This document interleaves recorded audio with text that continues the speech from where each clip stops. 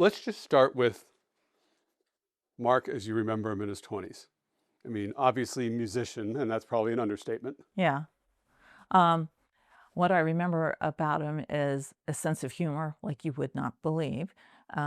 He had we'll call it a dry sense of humor. What was his favorite music? Jazz music. Jazz music was his thing.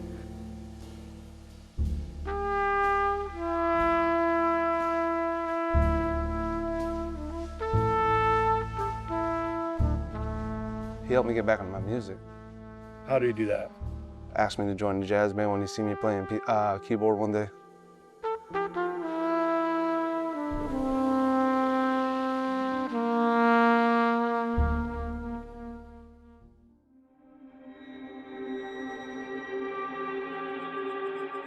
After Mark's murder, while his family is laying him to rest, Derek Shields and the others aren't laying low. The Lords had plans for more chaos. The gang meticulously maps out an inside job. Their plan? Robbing the Hardys, where Derek Shields, Pete Magnotti, and Chris Black all worked. I was working that night. Left the door propped in the back, and they were supposed to come in and rob the place and be gone. Each of them had a role. The drawing for the robbery at the Hardys, how they were going to go in, where everybody worked, who was working that night, there was one female that was pregnant, one worker.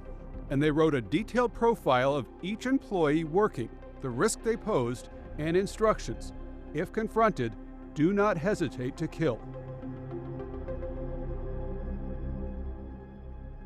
But the danger isn't just to those outside the gang. The gang leader they called God seems to be getting paranoid. The man kept threatening me and pulling guns on me, threatening to kill me. I was told I was going to be, me and several of the employees there were going to be shot. Why would he do that? I haven't a clue. Maybe to get rid of the one that was trying to break up his group and then take a few others out with it. I don't know. We caught them by surprise. They didn't know what to expect.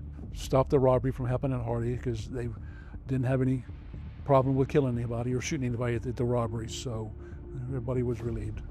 Everything was smooth. They had no clue, no idea that we were here, waiting on them. The threat to the public was over. The Lords of Chaos arrested. But Kevin Foster's grip was still very real, even inside a jail cell. 18-year-old Chris Black told Wink News how deep that fear ran. Fear, you know, I mean, even with police protection, I wouldn't feel safe. He was threatening to knock off Derek. You just can't refuse. You can't bring yourself to do it. As much as you try, you just can't. The overwhelming just power he holds over us, it's unbelievable. When we first started talking to them, they were resisting as far as telling us everything. They all came clean and talked to us, told us everything we needed. That was a long night. Investigators search Kevin Foster's house and take out more than 20 guns. The boys are offered a chance to avoid the death penalty with their cooperation, and they take it, all except Kevin Foster. I'm guessing he thought he could beat the charge. He thought that nobody would testify against him.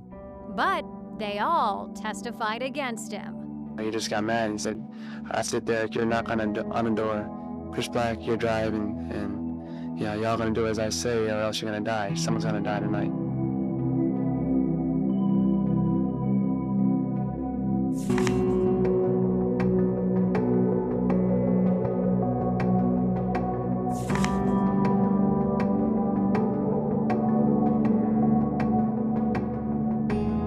With their testimony, jurors find Kevin Foster guilty and send him to death row. We may forget that the victim is not Kevin Foster, and at the time of his death, he is not the victim. Mark is still the victim.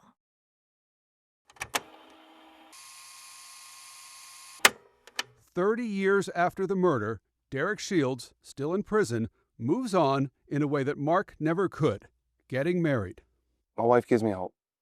My kids give me hope. I have 5 beautiful stepkids, 3 daughters and 2 sons. As far as I'm concerned, God forgives me, my family forgives me. The ones I love forgive me. I've asked everyone else for it, but if they don't want to give it, that's on them. It's not on me. I do believe that he is most likely sorry, but I don't know that he has fully understood what he needs to be sorry about. You need to serve out your sentence. You made a decision. This is the consequence of it. You had the opportunity to make sure this didn't happen. You didn't make a good decision, did you?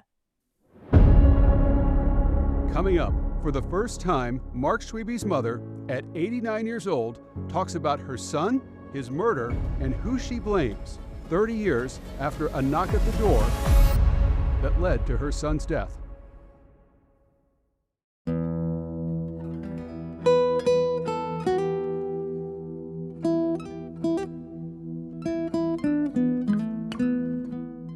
I lost somebody who was supposed to be with me when we buried my parents. I lost somebody who was supposed to be there for my kids, to see them grow up, to see the people they were becoming, to be an influence. I lost a good friend. He was much more than just a brother. I was extreme, and his father was extremely proud of him. As far as I am concerned, the justice system is no good. He was convicted by his own peers, and he should have been put to death within 6 months period of that time. I don't like the idea that myself and the family, the taxpayers, are paying a murderer a lot all this time and giving him freedom that my family will never have again. If you could talk to him one more time, is there something you would say that you haven't said? I miss him. I love him. I think he knows I still love him. I'd probably have to tell him that we miss him.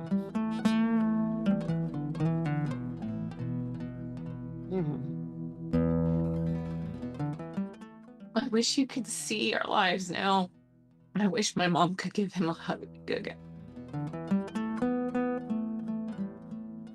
There have been times over the years that I would have said to him, don't open the door. I mean, that's just like, God, why did you open the door? And I've gotten mad at him about it, you know. But yet, when I've gotten mad at him about it, I recognize that it wasn't him. If that, Sure. you know, I mean, of course he opened the door. One of his students knocked on his door, and he opened the door. That's who he was. But yet one part of me gets mad at him. Like, why did you open the door? So if you could tell him now, what would you say?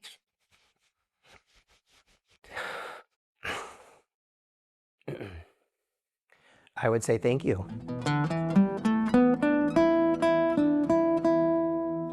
I just think that he was really onto something with being a friend to, you know, the students, just as much as a mentor and a leader. And I just think his time was way too short.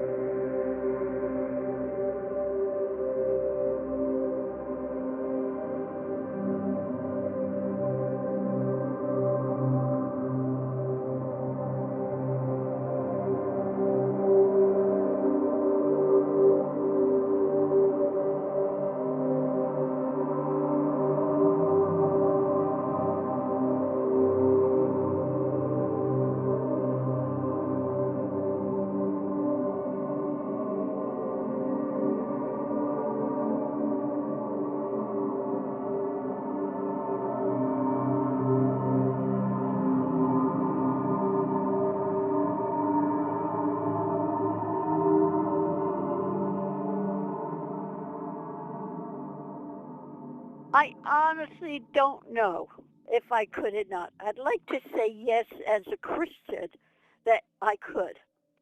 But deep down, I honestly don't know if I mean it. I'm not the one really to judge. It's up to the Lord. And He's with me all the time. What do you want Mark Schwebes' family to know today? That maybe one day justice will still be served while they're still alive.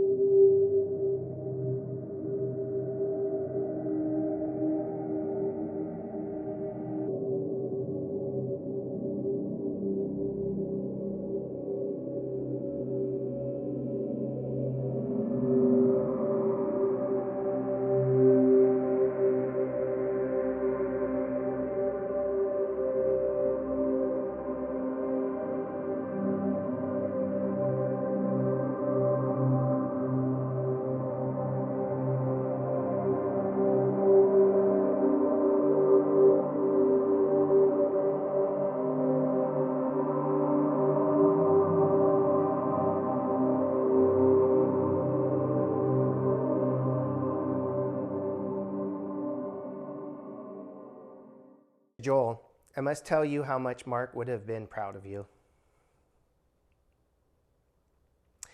I'll tell you our family has no way of saying how we feel about you. We're really proud to get to know you. And if you could be at help at any time, let us know.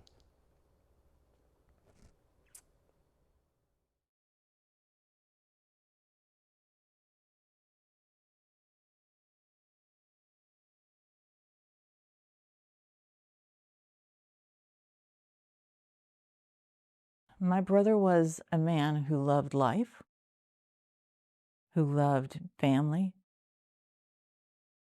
who loved his country, who, more than anything, wanted to make a difference in other people's lives. My brother was a man of integrity and compassion. And for those who didn't get the chance to ever know him or meet him, I'm sorry, because you missed out on meeting a good man.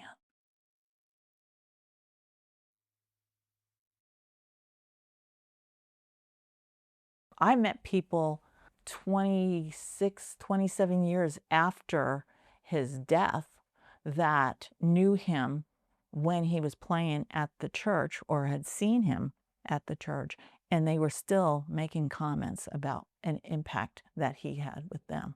That's got to make you proud. It makes me proud, but at the same time, it's like, well, yeah, that's who Mark was.